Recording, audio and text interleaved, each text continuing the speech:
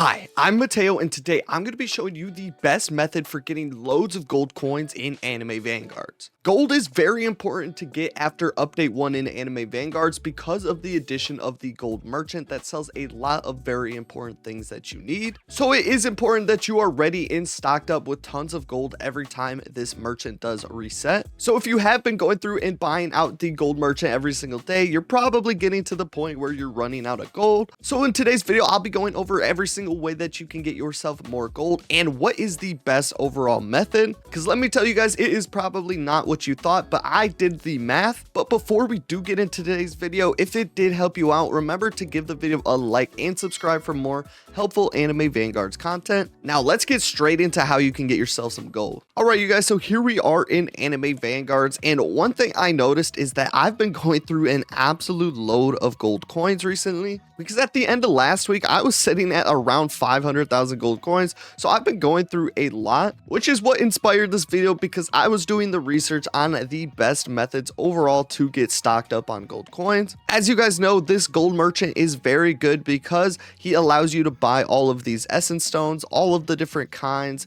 rainbow, and then most importantly, he also allows you to buy these stat chips. Super stat chips are very important, and you are going to be running out of them if you are trying to get stats on all of your units. Now, not only the gold merchant is going to be taking your gold, but over here in these stat transfers, every single stat that you do transfer to a unit costs 10,000 gold. So if you are trying to get your damage, SPA, and range transferred, that's going to cost you 30,000 gold, which is a pretty penny, I cannot lie to you guys. So I think that's actually where I spent the majority of my gold coins this past week. But thankfully for you guys, I actually did go ahead and do the deep math on all of the methods that you could possibly get gold coins in this game, and found out it is actually shocking which one is the best. Now, besides the obvious places where you can get a ton of gold coins, like over here in the battle pass, for example, this battle pass gives you a ton of coins, so definitely suggest finishing this out first. But I'm sure 99% of you guys that do watch this video already have this filled out, so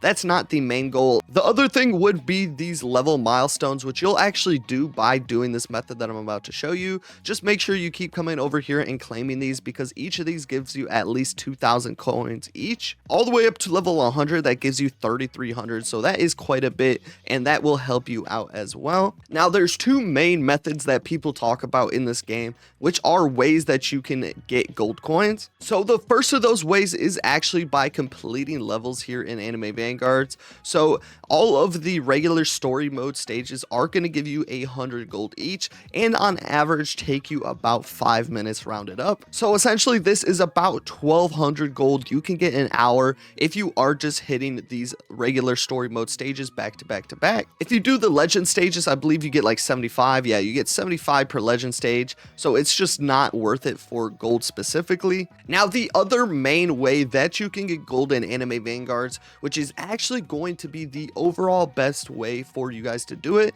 is going to actually be by summoning. So when you do summon in Anime Vanguards, each of the different rarities are going to give you a different amount of coins. So thankfully for you guys, I also went ahead and did the math on what the average amount of gold you're going to get per roll is in Anime Vanguards. So if you take into account the chances of getting mythics, legendaries, epics, and rares, and combine them all with the amount that you get for selling each, which is 50 for rare, I believe 100 for epic, 500 for legendary, and then 1,500 per mythic. If you go ahead and sell these combined with the odds to actually get them, you're gonna on average get 85 gold coins for every single roll that you do. So it's basically a 2-to-1 payout in terms of gems that you get. Every 40 gems that you're putting in, you're gonna get 85 back, which is pretty good. Now, with that information in mind, there are a few options that you can go ahead and do. Now, the first of those could be just to go play the regular story stages and then grind them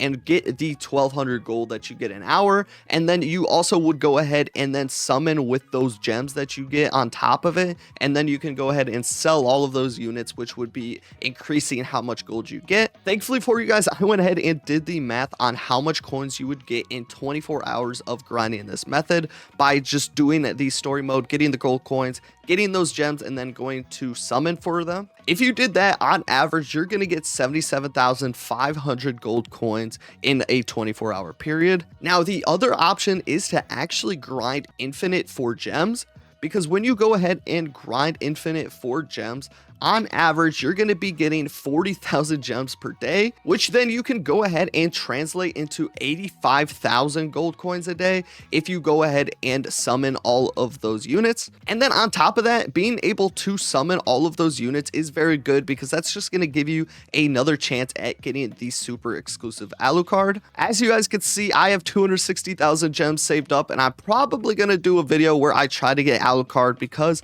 I've been seeing a lot of people using him in the tournaments.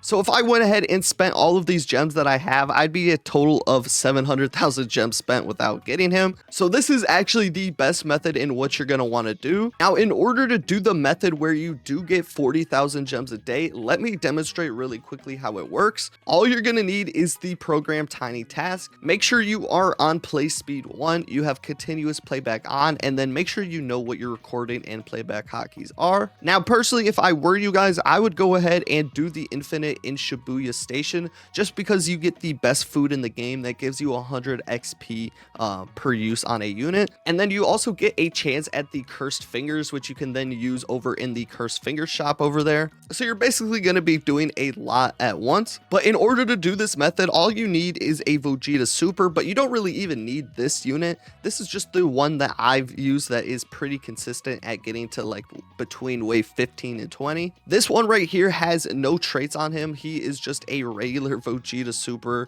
ASS stats, so nothing too crazy on him either. So first of all, we are going to load into Shibuya Station, and then you're going to go ahead and actually lose the level, because we're going to start on that end screen where it like says that you lost. So when you get in this level, just make sure you don't move your camera angle at all, and then zoom all of the way out. Go down here and click spawn. Now what this does is just make sure that you are in the same spot so that you can reuse this macro later on. So you're going to start this level and then go ahead and let yourself lose. So I'll see you guys in a second when that's done. All right, you guys, so once you are on the lost screen, all you're going to want to do here is start your recording. And when you start recording, you're just going to click here, click retry, and then click the yes up here. And then you're going to go ahead and place your 4 units. So let me demonstrate really quickly. So I'm going to start my recording, click retry, yes, and then place my 4 units. So I'm going to start right here. Whenever I get money, I'm going to place that one, and then place this last one over here once I get money again. Then that's it. I'm going to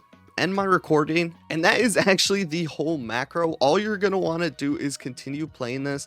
I personally have it on playback speed custom 6. So what's going to happen when you play this recording is it's automatically going to skip if you have lost the wave already, and then it's going to go ahead and place these 4 units. But because the 4 units are already there right now, it's just going to fail placing them, so nothing's going to happen. And you can essentially run this macro all night, and eventually your units are going to lose this infinite, and that's perfectly okay. That's how this macro works and how you can make 40,000 gems a day by doing it. All you need to do to be able to get 40,000 gems a day is get between wave 15 and 20 using just these 4 units placed here. So really quickly, I'll cut to when I'm about to lose this level using this macro, just so you guys can see what happens for yourselves. So I'll be back in a second. All right, you guys, so I had to pause the macro really quickly before it went to the next stage, just so we can do the calculations and show you that you are going to be making an average of 40,000 gems a day by doing this. Now, using this method, I only got to about wave 12 in 5 minutes and 46 seconds,